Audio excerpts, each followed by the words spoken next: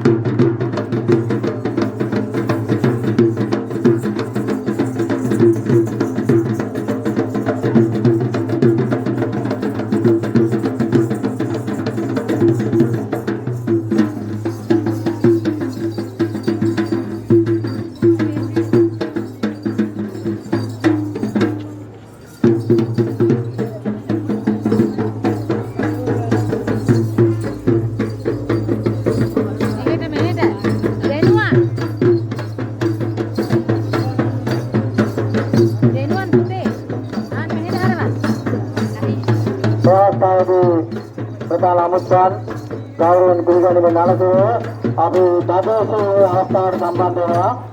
ඒ අනුව දදෝසේ ප්‍රදාම ගෞරවයෙන් ආරම්භ කර සිටා අද දින අප ඔබ එතින් අතර කරන්නේ ඔබ එතින් අතර කරන්නේ එවැනි සා තුන්වෙනි පෙළේ අයවත් අපි සමස්ත ලංකා දිනපු කණ්ඩායම් හැර ඊට පස්සේ දෙක සහ තුන ගන්න කණ්ඩායම් සඳහා නැවත සමස්ත ලංකා තරගයක් අපි වෙනම සංවිධානය කරනවා පාසල් වොලිබෝල් සංගමය මගින්.